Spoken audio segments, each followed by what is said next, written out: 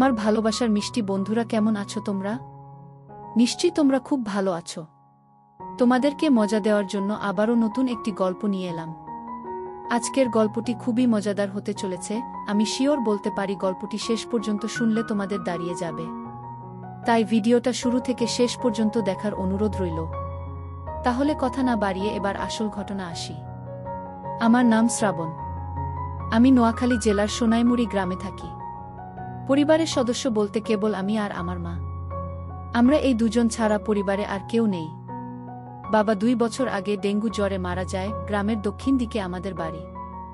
আমাদের বাড়ির পরে আর কোনো বাড়ি নেই। ক্ষেতখামার, পাহাড় জঙ্গলে ভরা, যেখানে প্রয়োজন ছাড়া কেউ কখনো আসে না। বাড়ির সাথেই কয়েক কাঠা জমি থাকায় আমাদের মা ছেলের সংসার কোনোমতে চলছে। বাবা মারা যাওয়ার পর পড়াশোনা বাদ দিয়ে মার সাথে মাঝে মধ্যে কৃষি কাজ করি।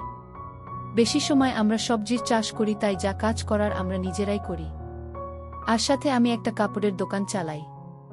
এভাবে দুজনের সংসার বেশ ভালোই চলছে। আমার বয়স 24 বছর আর আমার মায়ের বয়স 39 বছর। আমার মায়ের 15 বছর বয়সে বিয়ে হয় আর আমি 1 বছর পরে আমি এই দুনিয়াতে আসি। আমার গায়ের রং খুবই ফর্সা। শুনেছি নানিও নাকি ফর্সা ছিল, তাই আমার শরীরের অঙ্গের মতোই অপরূপ সুন্দরী তিনি। এমন চেহারা সুন্দরী নারী আর নেই আমাদের গ্রামে। কেউ বলবে না আমার মায়ের 24 বছরের সন্তান আছে। 18-19 বছর বয়সী বিবাহিত নারীর মতো দেখতে। মার সাথে আমার মনের প্রচণ্ড মিল রয়েছে। আমায় অনেক ভালোবাসে আমার মা। কোনো দিন একটি বকাও দেয়নি জীবনে। যাই হোক, এবার আসল ঘটনায় আসি। মাকে নিয়ে কখনো আমার মনের মধ্যে খারাপ চিন্তা ছিল না। সাধারণ মা ছেলের মতোই। তবে বয়সের সাথে সাথে নিজের বয়সের চেয়ে বড় মেয়ে ও মহিলা দেখে মনের সুপ্ত বাসনা তৈরি হতে থাকে। স্কুলে পড়ার সময় কখনো ক্লাসের মেয়েদের দেখতাম না। ম্যাডাম বা আন্টিদের প্রতি নজর যেত সবসময়, আর এখন এটা আরও বেশি বেড়ে গেছে। 24 বছরে অনেকেই বিয়ে করে, কিন্তু আমার এখনও বিয়ে করা হয়নি। তার উপর কাপড়ের দোকান করি। দোকানে মেয়ে ও মহিলাদের পোশাকই বেশি। অনেক কষ্টে তাদের সামনে নিজেকে সামলাই।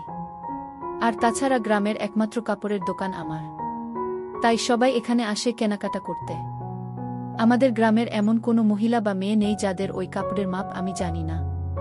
ভাগ্য ভাল হলে প্রায় মাপ নিতে গিয়ে কৌশলে হাত বুলিয়ে মনের আশ মিটাই। এভাবেই আরও বেশি খালা কাকিদের প্রতি আগ্রহটা বাড়ছে। হঠাৎ করে যে একদিন আমার জীবনের মোড় ঘুরবে তা কখনো কল্পনাও করিনি। এক রাতে আমার স্বপ্ন দোষ হলো। মা ছেলে দুজন মানুষ, তাই এক ঘর দিয়ে চলছি আমরা। মার আমার অপর পাশে একটা খাটে ঘুমায়। আমাদের মাঝে চাদরে বেড়া দেওয়া। উঠে বসে দেখি বিছানা একদম তলিয়ে গেছে ভিজে। লুঙ্গি শুকনো অংশ দিয়ে বিছানায় ভেজাটুকু কোনো রকমে মুছে টয়লেটে গেলাম। টয়লেট শেষে ঘরে ঢুকতেই হঠাৎ চোখটা মার দিকে গেল, আর চোখ আটকে গেল সেদিকে। শাড়ি উপরে উঠে পায়ে কিছুটা বেরিয়ে আছে, কিন্তু এটুকু দেখে আমার চোখ আটকে গেল। নিজের অজান্তেই কেমন একটা ঘোরে হারিয়ে গেলাম। আমিও একটু এগিয়ে মার কাছে গেলাম। মা গভীর ঘুমে আছে। নিঃশ্বাসের সাথে বুকটা ওঠানামা করছে, আর আমার মনে হচ্ছে কেউ যেন আমার বুকে ঢাক পিঠাচ্ছে। মন ভরে অধীর আগ্রহে মার সৌন্দর্য উপভোগ করছি। হঠাৎ মা আডমোডা ভাঙতে লাগলো ঘুমের মাঝে। আমি দ্রুত নিজের বিছানায় এসে শুয়ে পড়ি। সারাটা রাত শুধু মার কথা ভেবেই পার করলাম। একটুকুও ঘুমাতে পারলাম না। অনেকক্ষণ পরে চোখ বুজলাম। সকালে উঠে উঠোনে গিয়ে দেখি মা গরুর দুধও দোয়াচ্ছে। আগেও দেখেছি, কিন্তু আজ চোখে পড়ল মার পিঠ অনেকটা খোলা, মসৃণ ত্বকের পিঠ দেখে সিনেমার নায়িকাও ফেল। রাতে মার সামান্য সৌন্দর্য দেখেই আমি মার প্রতি নিষিদ্ধ আকৃষ্টতা অনুভব করতে লাগলাম। এটা খারাপ বা ভালো এমন কোনো চিন্তাই মাথায় আসছে না। মার পেছনে দাঁড়িয়ে দেখে যাচ্ছি, হঠাৎ মা পিছন ফিরলে চমকে গেলাম দুজনেই। হায় হায়, মা কি বুঝে ফেলল নাকি? কিন্তু মা বলল, শ্রাবণ, বাবা ঘুম ভাঙছে তোমার?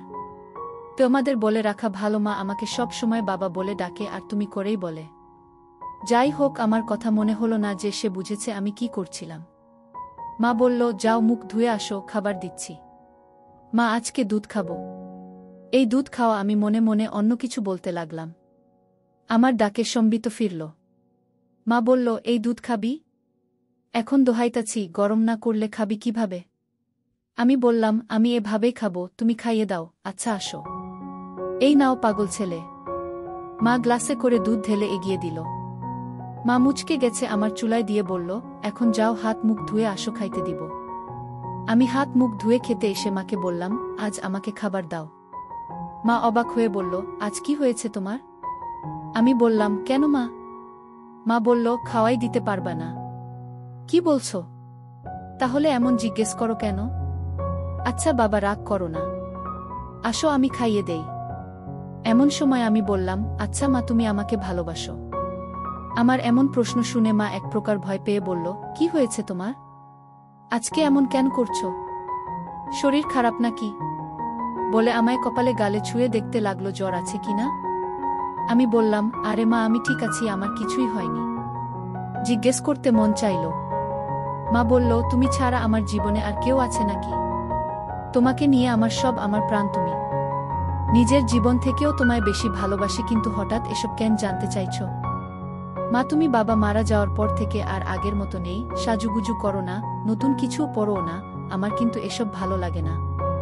মা নিরাশ হয়ে বলল, বাবারে, স্বামী মারা গেলে কোনো নারীর অস্তিত্ব থাকে না। তুমি আমার জীবনে আছো বলেই আমি বেঁচে আছি, না হলে আমি আগে মারা যেতাম। আমি বাবাকে অনেক বেশি ভালোবাসতে, তাই না? মা বলল, সব স্ত্রী তার স্বামীকে ভালোবাসে, আমিও ভালোবাসতাম, কিন্তু মা আমাকে ভালোবাসে না, তার প্রমাণ দিয়ে দিলেন। আমার পছন্দ তুমি সেজেগুজে থাকো, কিন্তু তুমি তা করো না। আমায় ভালোবাসলে এমন করতে না। তুমি খুশি থাকো, তা চাই আমি। তুমি একটা বিয়ে করে আবার সুখের সংসার করো, তাহলে জীবনটা ভালো কাটবে। কেন এসব বললাম আমি নিজেও জানি না, মনে হলো আর বলে দিলাম। আমার কথা শেষ হতে না হতেই ঠাস করে একটা চড় পড়ল আমার গালে। আমি ব্যথার চেয়ে অবাক হয়েছি। আমার জ্ঞান হওয়ার পর কখনো আমাকে কেউ মারেনি। মার তো দূরে থাক, কখনো চোখ রাঙিয়ে কথা বলে না, কিন্তু আজ এতই রাগ হলো যে মার খেলাম। আমার চোখ লাল হয়ে আছে, কাঁদতে কাঁদতে বলল, নিজের বাবা মরে গেছে বলে মাকে অন্যের বিছানায় দিতে চাও? বোঝা হয়ে গেছি আমি, তাই না? আমাকে খাওয়াতে পড়াতে কষ্ট হচ্ছে, আমি চলে যাব, চিন্তা করো না, বলেই উঠে চলে গেল। মা নিজে বিছানায় শুয়ে কাঁদতে লাগল। আমি উঠে তার কাছে গিয়ে 1000 বার বোঝানোর চেষ্টা করলাম, কিন্তু আমার কোনো কথাই শুনল না। মা বলল, এখন আমার চোখের সামনে থেকে যাও। আমি মার কথায় ভয় পেয়ে যাই, বের হয়ে যায় দোকানের উদ্দেশ্যে। রাতে কথা বলল না, যে যার মতো শুয়ে পড়ি। হঠাৎ ঘুমের মধ্যে গালে নরম ছোঁয়া পেয়ে উঠে পড়ি। দেখি মা সামনে বিছানায় বসা। উঠে আমি সামনে বসতেই মা চোখ জ্বলে করে আমার গালে হাত বুলিয়ে বলল, ব্যথা করছে তাই না? আমাকে মাফ করে দাও মা, আর কখনো এমন বলবে না এসো। তুমি আমার কাছে মোটেও বোঝা না। আমি ভেবেছি হয়তো তোমার ভালো হবে, কিন্তু তুমি কষ্ট পাবে জানতাম না। আমায় মাফ করে দাও। মা সাথে সাথে আমায় বুকে টেনে নিল, বলল, বাবারে, আমি তোমায় ভীষণ ভালোবাসি। তোমার ছেলে কারো সংসার এগিয়ে নিজের সুখ চাই না। তোমার বাবার পরে তুমি আমার একমাত্র সম্বল, আর কখনো এমন বলো না বাবা। আমি আর কখনো বলব না মা। আমার উপর আর রাগ করে থেকো না। এবার মনের কষ্ট ভয় দূর হলে আমি মার সৌন্দর্যের উপর আবার আকৃষ্ট হলাম। পরদিন বিকেলে বাড়ি ফিরে আমি চমকে উঠলাম। আমার পরনে একটা সবুজ শাড়ি আর হলুদ ব্লাউজ পরার চমৎকার মানিয়েছে। আমায় দেখে মুচকি হেসে বলল, এখন ঠিক আছে তো? তুমি সত্যিই আমার জন্য নতুন শাড়ি পরেছ? তুমি ছাড়া কি অন্য কেউ আছে আমার? আমি খুশিতে মাকে জড়িয়ে ধরি। মাও সাড়া দিল, তুমি আমার জান, তোমার খুশি আমার খুশি। তুমি নতুন নতুন সাজবে, তা আমার খুবই ভাল লাগে। মা বলল, বুঝেছি, তোমাকে এখন সুন্দরী একটা মেয়ে দেখে বিয়ে দিতে হবে। আমি বললাম, মা আর কখনো বিয়ের কথা আনবে না। মা বলল, সে কি, বিয়ে কেন করবে না? আমি শুধু তোমায় নিয়ে থাকব। মা বলল, আরে পাগল ছেলে, আমি তো থাকবই। বিয়ে করতে তাতে সমস্যা কোথায়? আমি বললাম, আমার আর তোমার মাঝে অন্য কেউ আসতে পারবে না। আমি চাই না আমাদের মাঝে কেউ আসুক, আর কখনো বিয়ের কথা বলবে না। তুমি ছাড়া আর কাউকে নিয়ে আমি সংসার করতে চাই না। আমার কথা মা ছেলের মমতা মনোভাব বুঝেছে, কিন্তু তা ছাপিয়েও যে আমি তার মন প্রাণ সব পাওয়াটা ভাবছি, তা তো সে জানে না। আচ্ছা বাবা, আর বলবো না। মা কিছুক্ষণ আমায় চেয়ে দেখল ও বলল, আচ্ছা যাই হোক, বললে না তো আমায় কেমন লাগছে? আমি বললাম, একদম পরীর মতো লাগছে তোমায়। মা লজ্জা পেয়ে বলল, দুষ্টু, খালি মজা করো, সত্যি বলছি আমি, বিশ্বাস করো। আচ্ছা আচ্ছা হয়েছে, এখন যা গোসল করে আয়। আমি পুকুরে গেলাম গোসল করতে। বাড়িতেই পুকুর, আমাদের ঘরের পাশে। আমি গোসল করে গা মুছে সেই হালকা ভেজা গামছা পরে এসে মার সামনে দাঁড়িয়ে বললাম, ভিতর থেকে লুঙ্গি এনে দাও মা। হঠাৎ মার চোখ খেয়াল করলাম আমার গামছার দিকে। নিচে তাকিয়ে দেখি আমার ওটা স্পষ্ট আকারে বোঝা যাচ্ছে, তার মানে কি মা তাই দেখছিল, আমি মেলাতে পারলাম না। সেদিন রাতে হঠাৎ ঘুম ভাঙল একটা অদ্ভুত শব্দে। উঠে ভাবলাম মার কাছে গিয়ে দেখি বিছানায় নেই মা, দরজা খোলা। হয়তো বাহিরে কোনো সমস্যা হয়েছে কি না ভেবেই তড়িঘড়ি করে বাহিরে গেলাম। মাকে ডাক দিলাম কিন্তু সাড়া নেই। হঠাৎ একটা শব্দ এলো গোসলখানা থেকে। পুকুরে গোসল করে মা, তবে মাঝে মাঝে গোসলখানায় করে, তাই সেখানে এগিয়ে গেলাম দেখতে, শব্দ খুঁজতে। এগিয়ে যেতেই শব্দ বাড়ছে। হঠাৎ শব্দটা কেমন অদ্ভুত হল, বুঝতে পারছি না এমন শব্দ কিসের জন্য করছে মা। এগিয়ে গোসলখানা কাছাকাছি যেতেই পর্দার ফাঁকে যা দেখতে পেলাম তা মার প্রতি আমার ধারণাই পাল্টে গেল। গোসলখানার দরজা নেই, পর্দা লাগানো বলে সব দেখছি, কিন্তু মা জানেই না। মা টিউবওয়েলের চোখা অংশের উপর বসে আজব কাজ করছে। শাড়ি পরা বলে তা দেখা যাচ্ছে না, কিন্তু বোঝা যাচ্ছে। কাজ সেরে মা টিউবওয়েল থেকে নেমে গেলে আমি চুপি পায়ে ঘরে শুয়ে পড়ি। চোখ বুজে হালকা খুলে দরজায় নজর রাখে ঘুমের ভান করে, আর লুঙ্গি তুলে রাখি যেন দেখা না গেলেও আমার কৌতূহল বাড়ে। আমার ঘরে ঢুকল, দরজা আটকে আমার বিছানার কাছে এসে দাঁড়াল। সে দাঁড়িয়ে থাকায় তার চোখে বাড়ি থেকে জানলার ফাঁক দিয়ে আসা চাঁদের আলো স্পষ্ট দৃষ্টি আমাকে গিলে খাচ্ছে। ঘুমের মাঝেখানে আমি আধমোড়া ভাঙার ভান করলাম, তাতে মা তড়িঘড়ি করে চলে গেল নিজের বিছানা। আমার মন খুশিতে নেচে উঠল মার আমার প্রতি এতই আকর্ষণ দেখে। কখন যে মার কথা ভাবতে ভাবতে ঘুমিয়ে গেলাম বলতেও পারি না। সকালে ঘুম ভাঙতে উঠে দেখি মা এখনো ঘুমিয়ে আছে, কিন্তু অবাক করা বিষয় দেখে মাঝখানে চাদরটা সরিয়ে রাখা। মাকে দেখে আমার চোখ আটকে গেল। আমি মাকে ডাকলাম, মা উঠো, সকাল হয়ে গেছে তো। আজকে এত সকাল হয়ে গেল এখনো উঠুনি যে। মা ঘুম থেকে চোখ মেলে উঠে বসল, কিন্তু সামান্য বিচলিত নয় আমায় দেখে যে তার কাপড় ঠিক নেই। স্বাভাবিক গতিতেই কাপড় ঠিক করে বিছানা থেকে নামল। মা এত দেরিতে উঠলে, ক্লান্ত নাকি? পরিশ্রম করা হয়েছে খুব, তাই ক্লান্ত। এখন ভাল লাগছে। আমি মনে মনে বললাম, কি পরিশ্রম তা তো জানি। এই চাদর সরালো কে? আমি সরিয়েছি। ঘরে আমরা ছাড়া কেউ নেই, তো চাদর রেখে কি হবে? আর যে গরম পড়েছে, এভাবে চাদর থাকলে আলো বাতাস চলাফেরা করে না। মার যুক্তি শুনে মুচকি হাসলাম মনে মনে। মা বলল, বাবা তোমার খিদে লেগেছে তাই না? তুমি হাত মুখ ধুয়ে আসো। আমি বললাম, না, আগে গোসল করব তারপর খাবো, বলেই আমি পুকুরে গেলাম। বন্ধুরা, ভিডিও মাঝখানে একটা কথা বলতে চাই। আমি তোমাদের আনন্দ দেওয়ার জন্য খুব কষ্ট করে ভিডিও বানাই, তাই তোমাদের কাছে অনুরোধ থাকবে অবশ্যই এই ভিডিওটি দেখে একটি লাইক করবে এবং সামিয়া ব্লগ চ্যানেলটি সাবস্ক্রাইব করে পাশে থাকবেন। আজ গামছাও নিলাম না, গোসল করে ভেজা কাক হয়ে এলাম মার কাছে। আগের দিন তো হালকা ভেজা গামছা ছিল, তাই অতটা ভালো বোঝা যায়নি, কিন্তু আজ একদম ভিজে গায়ে সেটে আছে লুঙ্গি। মার দৃষ্টি আমার উপরে আর চোখে গিলে খাচ্ছে। জিভে যেন জল এসে গেছে, এমন করে তাকিয়ে আছে আমার দিকে। আমার বেশ ভালো লাগছে তা দেখে। আমার ভিতর থেকে গামছা লুঙ্গি এনে দিল। যতক্ষণ আমার মোছা শেষে লুঙ্গি না পরলাম সে লুকিয়ে দেখতে চলল। হঠাৎ মা বলল, তুমি একটু বসো, আমিও গোসল করে আসি। আজকে গরম লাগছে, এসে খাইয়ে দিব তোমায়। আমি ভাবলাম ভালোবাসা দেখাতে খাইয়ে দিবে, কিন্তু আরও কিছু অপেক্ষা করছে তা বুঝিনি। মা যে গোসল করতে না, শুধু শরীর ভেজাতে পুকুরে গিয়েছিল তা বুঝতে বাকি রইল না। 2 মিনিটে ফিরে এলো। আমরা ভেজা শরীরে আগেও দেখেছি এমন ভেজা শরীরে, কিন্তু আজ আমাকে দেখাতে যে আমরা ভেজা শরীরে এসেছে তা আমি জানি। হঠাৎই মা এগিয়ে এসে বলল, বাবু আমার হুকটা খুলে দাও তো, ব্লাউজটা আর চলবে না মনে হয়। আমিও সুযোগ পেয়ে বলে বসলাম, ছেলের কাপড়ের দোকান, আর তুমি কিনা পুরনো জিনিস নিয়ে পড়ে আছো। নতুন নিয়ে নাও তাহলে তো হয়। দোকানে গিয়ে নিয়ে এসো পছন্দ করে যেটা ভালো লাগে। ছেলের দোকান তাহলে গিয়ে আনতে হবে কেন? ছেলে আনতে পারে না, কষ্ট করে বাজারে দুর্গম করবে নাকি? আমি বললাম, আচ্ছা মা, সব পাঠিয়ে দেব, তুমি পছন্দ করে নিও। ইচ্ছে করেই বললাম যেন আরও গভীরে যাওয়া যায়। মা বলল, পাঠাবে মানে? আমি ফেরিওয়ালা কাকির কাছে পাঠিয়ে দেব। মা বলল, বাহিরের মানুষের সামনে পছন্দ করতে পারবো না। আমি তো জানি না ওসব সাইজ টাইজ। তাছাড়া আমার সামনে এসো, সমস্যা হবে না। মাকে বলল, সমস্যা হবে? দোকানদার হয়েছে, খদ্দেরকে কাপড় দেখাবে। কি সব বলছো বলো তো? দোকানেও কি এমন করো? আচ্ছা মা, ভুল হয়েছে। আমি নিয়ে আসবো সবগুলো, তোমার পছন্দমতো মাপ বুঝে নিও। সব কেন আনবে? আমার মাপের গুলোই শুধু আনবে। রং আমি বেছে নেব, মাপ 34, মনে থাকবে তো? আমি মার দিকে হাঁ করে তাকিয়ে আছি। মা এতটাই আমার উপর ফিদা যে উঠে পড়ে লাজ লজ্জা সংকোচ ভুলে আমায় সব জানিয়ে দিচ্ছে। আমি প্রচণ্ড খুশি ও অবাকও হলাম। সারাদিন মার কথা ভেবেই দিন পার করলাম। দোকান বন্ধ করার সময় বেছে বেছে বড় গলাওয়ালা কয়েকটা নিলাম। দোকান থেকে বের হয়ে সোজা বাসায় পৌঁছে যাই। গিয়ে দেখি মা ক্ষেতের কাজ করছে। আমিও গেলাম সেখানে, কিন্তু গা মেখে গেছে ধুলো বালি ও কাদা দিয়ে। আজ কেমন অদ্ভুত লাগছে, এমন করে কাদা মাখামাখি হয় না কখনো।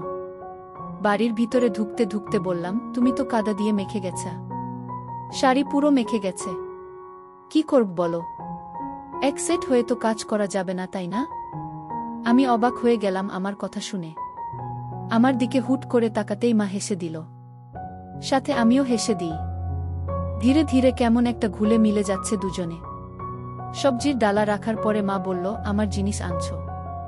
আমি বললাম, আনছি মা, পরে দেখো, মাপে না হলে পাল্টা আনবো। মা বলল, মাপে হবে। বিশ্বাস আছে তোমার উপর, বলেই মুচকি হেসে চলে গেল ঘরে। আমি বাইরে দাঁড়ানো। একটু পরেই মার ডাক দিল ভিতরে। যেতে যেতে ভাবলাম মজার কিছু হবে, কিন্তু মা হতাশ করল। মা হাতে একটা হলুদ শাড়ি আর গামছা। মা বলল, তুমি একটু বসো, আমি গোসল করে আসি। বলেই আমরা পুকুরে চলে গেল। কিছু না ভেবেই চলে গেলাম। একটু পরেই পুকুরের কাছে ঝোপঝাড়ে গিয়ে দাঁড়িয়ে উকি মারতেই চোখ কপালে উঠে গেল। আহে, কি সুন্দর লাগছে বলে বোঝানো যাবে না। হঠাৎ একটা পিঁপড়া কামড় দিলে আচমকাই মুখ থেকে উহ শব্দ বের হয়ে গেল আর ঝোপঝাড় একটু নড়ে গেল।